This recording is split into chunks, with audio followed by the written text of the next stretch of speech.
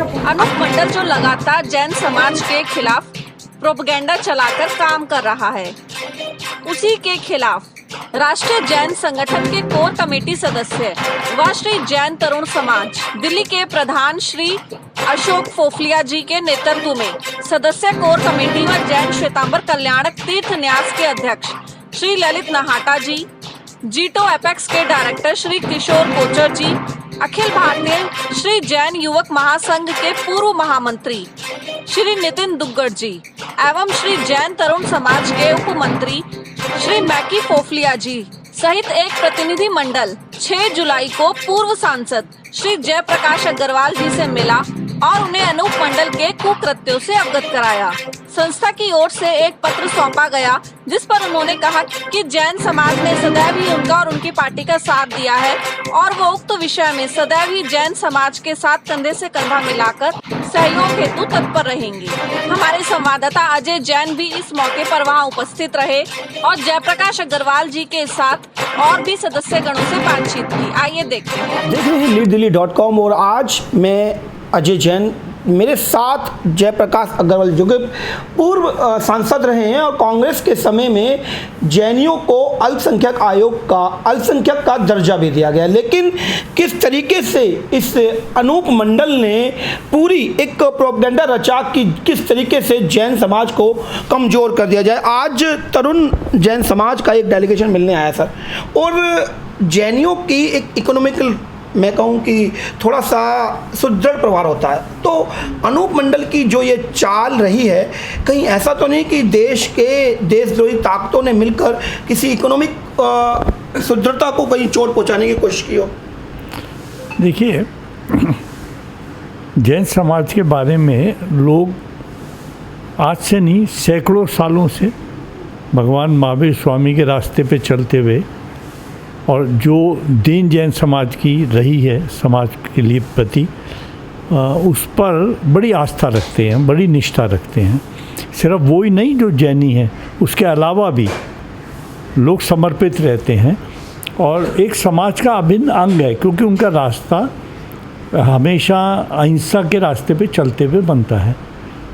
तो जो उन्होंने अपनी मांग रखी है इस समय अनूप मंडल के खिलाफ, और जिस तरह की कार्रवाई अनूप मंडल जैन समाज के लिए कर रही है, तो राष्ट्रीय स्तर पर राष्ट्रीय जैन संगठन ने भी उसकी मांग रखी है। तो मैं उनके साथ हूँ और मुझे लगता है कि वो समाज जो हमेशा से एक अच्छा रास्ता दिखाता रहा, अहिंसा परमो धर्म का रास्ता, मिलकर चलो का रास्ता, और उसी रास्ते पे चल के उन्होंने हमेशा समाज को एक रखा। तो और राष्ट्र भी ऐसे ही बनता है, जो ऐसे बड़े बड़े समाज जब अच्छी सोच रखते हैं तो वही राष्ट्र निर्माण में काम आता है। तो अगर कोई उस पर चोट पहुंचाने की कोशिश करता है तो हम सबको मिलकर उसका मुकाबला करना चाहिए। जैसे कि पूरे राष्ट्र में इसके ऊपर अब कुछ ना कुछ तो जैन समाज ने जोर पकड़ा, लेकिन कुछ जैसे कि सुदर्शन चैनल में कहूँ या कुछ आचार्य ने जब इसके बारे में कहा तो इसने वहाँ के प्रशासन ताकतों से मिलकर उनके खिलाफ ही एफआईआर कर दी। तो एक तरफ तो आपको भी लग रहा है कि अनूप मंडल सही नहीं कर रहा है, क्योंकि जिस तरीके से कह रहा है कि बरामूला में जाके 1000 फीट नीचे जैन अपने तांत्रिक विद्या से कोरोना ले आए, अकाल ले आए, बारिश करा देते हैं, और सब मजाक है। आपको भी हंसी आ रही है, मजाक क्या लग रहा है। और दूसरी तरफ वही शख्स थाने पहुंचकर जो उसके खिलाफ आवाज़ उठाता है उनके खिलाफ एफआईआर हो जाती है। तो जो शख्स वहाँ पे अधिकारी बैठकर उसकी एफआईआर लिख रहा है उसको समझ में नहीं आ रहा है। सर, जैन समाज का कितना पुराना इतिहास है सर, कितने तीर्थंकर रहे हैं हिंदुस्तान में, कितनी जगह कितने प्राचीन मंदिर हैं, और कोई ये नहीं है कि हिंदुस्तान में जैन समाज को माना जाता है, पूरी दुनिया में जैन समाज को मानने वाले लोग हैं। आज भी जब कहीं हम जाते हैं और हम ये जिक्र करते हैं कि हमारे यहाँ जैन समाज है और उसके कैसे व्रत रखे जाते हैं, तो लोग ताज्जुब करते हैं। मोहन माला जी ने तो शायद भगवान महावीर स्वामी के जो जितने दिन का व्रत था उससे एक दिन पहले तोड़ा था। वो इसलिए तोड़ा था कि कहीं वो उससे आगे नहीं जाना चाहती थी, लेकिन उतने तो व्रत उन्होंने रखे ना। तो मुझे लगता है कि ये लोग छोटा काम कर रहे हैं और उनके किसी काम से भी जैन समाज को कोई नुकसान होने वाला नहीं है। मुझे नहीं लगता लोग उनकी बातों में ज़्यादा विश्वास तो मैं करते कहूँ हैं। कि आप यदि कुछ समाज में आया हो सामने कि बहुत सारे जो, क्योंकि हमारे साधु साध्वी पद विहार करते हैं, कोई भी किसी तरह का कोई वाहन का इस्तेमाल नहीं करते और रोडों पर लगातार एक्सीडेंट देखने को मिले और कहीं ना कहीं बात ये भी कही जा रही है कि ये एक्सीडेंट नहीं थे, ये मर्डर था। तो नुकसान तो हमारी वो धरोहर चली गई, जो आचार्य, जो हमारे संत, जो हमारे साध्वी थी, वही हमारे से दूर चले गए। तो प्रोपेगेंडा तो उन्होंने बड़े स्तर पर चला रखा। करीबन 50 लाख इसके फॉलोवर भी बताए जा रहे हैं कि 50 लाख करीबन इसके पूरे राष्ट्रव्यापी तरीके से इसको फॉलो करते हैं और कहीं ना कहीं प्रोपेगेंडा चल ही रहा है। सर देखो मैं एक बात बताऊँ, कोई 5 लाख कह दे, 50,000 को कह, कोई 50 लाख कह दे, कौन रोक रहा है किसी को कहने के लिए? जी। मैंने बहुत सारे ऐसे लोग देखे हैं जो ये कह देते हैं, अकेला आदमी होता है, राष्ट्रीय फलानी संस्था उसका मैं अध्यक्ष हूँ, वो घर में बैठ के चलाता है उसे। तो मैं इसे नहीं मानता। हाँ, ये जो हादसे हो रहे हैं इसकी इंक्वायरी ज़रूर होनी चाहिए और उसके लिए उस मांग के साथ हैं। जैसे कि सबसे ज़्यादा इसका ये कहें केंद्र बिंदु या ये कहें जो सबसे ज़्यादा एक्टिव है वो राजस्थान में है और गहलोत सरकार सर कांग्रेस की है। तो कहीं ना कहीं वहाँ तक ये बात नहीं पहुँच चाहिए कि कम से कम यदि केंद्र बिंदु पर इस बात को रोक लिया जाए तो जो एक पूरा देशव्यापी ये इन्होंने प्रोपेगेंडा चला रखा है, कहीं ना कहीं अंकुश लगेगा। इसीलिए बैठे हैं, आज मिल रहे हैं तो इस पर काम करेंगे। तो मैं आश्वासन समझूं कि गहलोत सरकार तक ये बात पहुंच पाएगी? हाँ, ज़रूर पहुंचेगी, कोई ऐसी बात नहीं। धन्यवाद है। और ये मेरे साथ जेपी अग्रवाल जी ने आश्वासन दिया कि यदि जो केंद्र बिंदु है अनूप मंडल का वो राजस्थान है, राजस्थान और मध्य प्रदेश, यहीं से ये संस्था का जन्म हुआ और यहीं से ही इसने पूरे देशव्यापी अपना प्रोपेगेंडा चलाया। तो यदि गहलोत सरकार के संज्ञान में यह बात आ जाती है तो कहीं ना कहीं इस अनूप मंडल के ऊपर अंकुश लगाना बहुत आसान हो जाएगा। श्री तरुण जैन समाज के अध्यक्ष अशोक फफलिया जी मेरे साथ है और आज पूरे डेलीगेशन के साथ जयप्रकाश अग्रवाल जी से मिलने आए कि यदि कांग्रेस में सर की अच्छी पकड़ है और यदि यह बात हम गहलोत सरकार तक पहुंचाने में कामयाब हुए तो अंततः अनूप मंडल पर अंकुश लगना तय है। क्या कहेंगे सर? अनूप मंडल ने जो कर दिया कहीं ना कहीं जैन समाज को बड़ी मतलब शर्मिंदगी भी हो रही है, हंसी का पात्र भी बन रहा है और कुछ काफ़ी लंबे टाइम से प्रयास तो हो रहा है लेकिन हो नहीं पा रहा है। समझी बूझी साजिश के तहत अनूप मंडल जो राजस्थान में स्थित है जैन समाज की छवि धूमिल करने पर लगा हुआ है। जैन समाज जो अहिंसा के अंदर परम विश्वास करता है, जिए और जीने देने के ऊपर विश्वास करता है, उस महान धर्म के प्रति जहर उगलना इनकी फितरत बन गई ही है। हमने काफ़ी प्रयास किया इनको समझाने बुझाने का, परंतु इनकी गतिविधियां इतनी नकारात्मक रही हैं कि समाज को विघटन की ओर इन्होंने धकेला है और जैन साधु संतों पर जिस प्रकार के अत्याचार दुर्भावना के साथ इन लोगों ने किया है उनकी हम कठोर निंदा करना चाहेंगे। इसी संदर्भ में हम श्री जयप्रकाश जी अग्रवाल से मिले हैं। जैन धर्म से वो बहुत अच्छी तरह वाकिफ़ हैं, उनके अनुयायियों को अच्छी तरह से समझते हैं, जानते हैं और जैन धर्म पर उनकी पकड़ भी बहुत अच्छी है। जैसा कि उन्होंने बताया कि हमारे 24 तीर्थंकर हुए हैं, जैन धर्म अनादिकाल से चला आ रहा है, जबकि अनूप मंडल का जन्म सिर्फ 100 वर्ष का हुआ है। 100 वर्ष के अंदर आप हजारों लाखों वर्ष की संस्कृति का विनाश कर दें, ये कहाँ तक जायज़ बात है? मैं आपसे बस ये पूछना चाह रहा हूँ, आखिर हो क्यों रहा है, कर क्यों रहा है, उसकी मानसिकता क्योंकि मैंने अभी सबसे भी ये बात रखी कि कहीं जैन समाज की इकोनॉमिकल ताकत को देखते हुए यदि इसको तोड़ना चाह रहा है कि पूरे राष्ट्रव्यापी एक ताकत, क्योंकि सबसे ज़्यादा टैक्स देने वाली यदि एक कम्युनिटी है तो वो कहीं ना कहीं जैन समाज को गिना जाता है। तो यदि ये टूट जाएगी या ये बिखर जाएगी तो कहीं ना कहीं पूरे देश को एक चोट लगेगी। जैन समाज एक संपन्न समाज है जी। और संपन्नता जब कोई कहीं होती है तो उसके दुश्मन अनेक अनेक बन जाते हैं। इसी श्रृंखला से जुड़े हुए हैं ये अनूप मंडल के सदस्य, क्योंकि राजस्थान के अंदर जैन समुदाय का एक अच्छा वर्चस्व है और अनूप मंडल का तो कुछ वर्चस्व है ही नहीं। तो उस जलन के तहत, उस ताकत को कम करने के तहत इन्होंने एक षड्यंत्र रचा, किसी तरह से जैन समाज को कमज़ोर किया जाए। पहले अनूप मंडल ने अपनी गतिविधियों को सिर्फ राजस्थान तक ही सीमित रखा, उसके बाद इसने अपनी गतिविधियों को और आगे बढ़ाया, क्योंकि राजस्थान में इन पे ऐसा अंकुश नहीं लग पाया कि इनको रोका जाए। इनकी हिम्मत बढ़ती चली गई। जैन समाज ने जो अहिंसा को मानते हैं, तो अहिंसा के लोग जो चींटी को भी नहीं मारना चाहते, वो इनको नुकसान नहीं पहुंचाना चाहते थे, प्यार से। मैं यही रोकूंगा कि कब तक अहिंसा परमो धर्म? क्या धर्म रक्षा के लिए प्रतिकार नहीं चाहिए? क्या जैन समाज वही रहेगा कि नहीं जी कोई बात नहीं, आप कीजिए, हम शांत रहेंगे? कहीं ना कहीं अब समय नहीं है प्रतिकार का, क्योंकि सुदृढ़ है, ताकतवर है, पढ़ा लिखा है। तो चलो मैं कह रहा हूँ हथियार से नहीं, कलम से सही, या अपनी जो सुदृढ़ता है, क्योंकि जैन समाज में एक से एक ऑफिसर्स भी होंगे और प्लस लॉर्ड्स भी होंगे, हर तरह का सुदृढ़ परिवार है।